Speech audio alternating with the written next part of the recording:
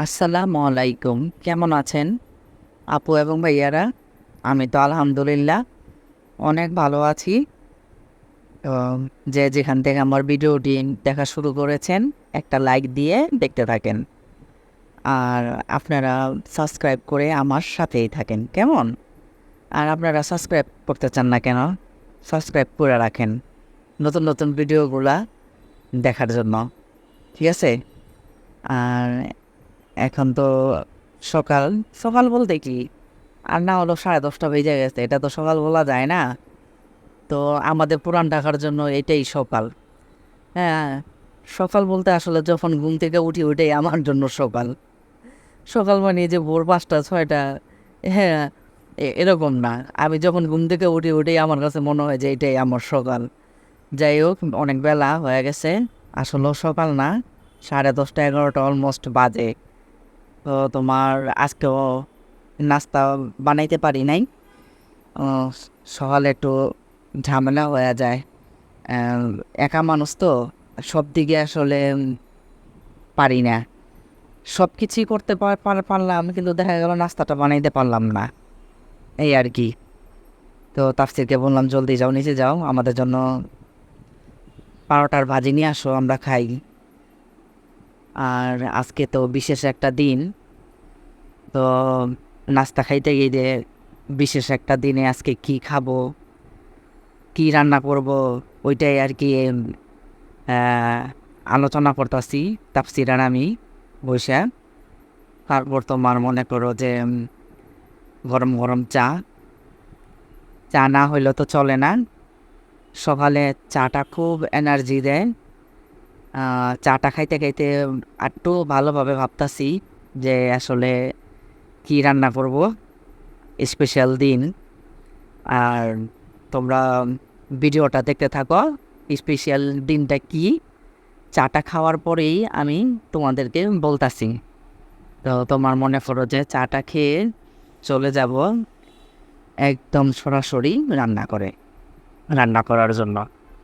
তো চলে আসলাম রান্না করে। এর মাঝখানে কিন্তু আসলে চা খাই যে রান্না করে আসছে, আসলে বিষয়টা তা না।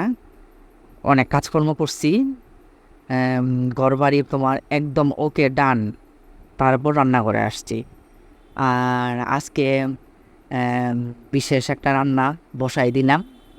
তো বিশেষ একটা দিন, বিশেষ একটা রান্না, দাঁড়াও তোমাদেরকে বলতাছি। বিশেষ দিনটা হচ্ছে প্রাণের স্বামী আজকে জন্মদিন। তো প্রাণের স্বামী জন্মদিন উপলক্ষে আজকে বিফ বিরিয়ানি রান্না করতেছি আজকেই। তো শুক্রবারও পোলাও খেলাম, আবার আজকে আবার রবিবার। তো কিছু করার নাই, বিশেষ দিন বলে কথা। হ্যাঁ, বিশেষ দিনে তোমার মনে করো যে খাওয়া যাইতেই পারে। আর তোমরা বলতে পারো প্রাণের স্বামীর জন্মদিন। আসলে প্রাণের স্বামীর জন্মদিন হইতাছে এটা তো শাশুড়ি মাও জানে না, তাই না? আর শাশুড়ি মা তো এখন নেই, উনি মারা গেছে। যাই হোক, তো তোমার মনে করো যে ভোটার আইডি কার্ডে যে একটা বানানো একটা আহ, জন্ম একটা তারিখ থাকে, সাল থাকে। হ্যাঁ, তো ওই জন্ম তারিখ আর সালটা অনুযায়ী, হ্যাঁ, মানে আজকে প্রাণের স্বামীর জন্মদিন। আর আমার কাছে মনে হয় যে ঠিক আছে, এটা বানানো একটা তারিখ, কিন্তু কথা হয়েছে কি দেখেন, এই আইডি কার্ডটা দিয়া কিন্তু আমাদের জীবনে চলার পথে এই আইডি কার্ডটাই দরকার হয়। আপনি ব্যাংকে যান, আইডি কার্ড লাগে কোনো অ্যাকাউন্ট খুলতে গেলে। হ্যাঁ, তারপর আপনার মনে করেন যে আপনি বাইরে যাবেন, পাসপোর্ট বানাবেন, আপনার এই আইডি কার্ডটা লাগে।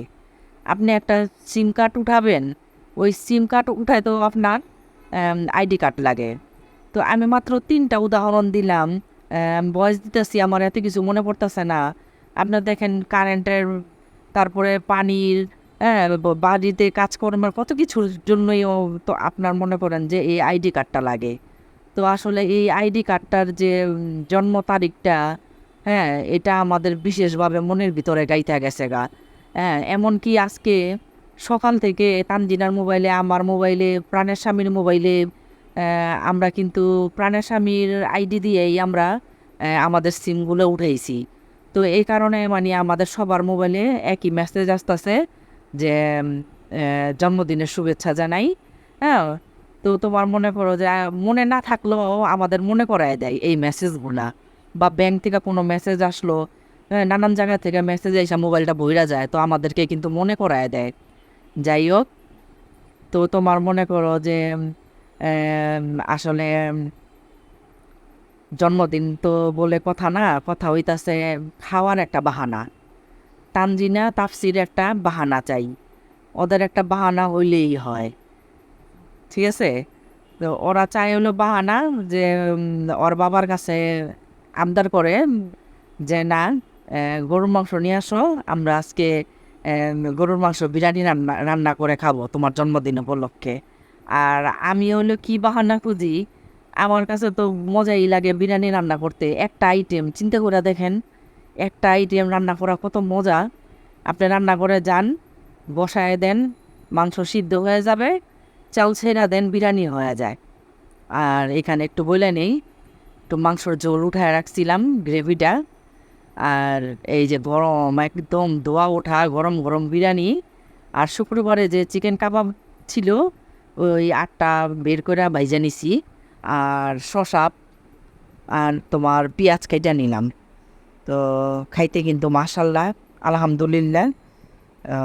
আসলে তোমার মনে করো যে খাওয়া দাওয়া, মনে করো এই তানজিনা তাফসির খালি বাহানা খুঁজতে থাকে কীভাবে একটু ভালো জিনিস খাওয়া যায়, ওই আর কি। আর তোমার মনে করো যে খাইতে কিন্তু বেশ হয়েছে। আর অনেক গরম, চুলার থেকে মাত্র নিয়ে আসলাম, কিন্তু যার জন্মদিন সে নাই, সে আজকে সারাদিনও আসে নাই।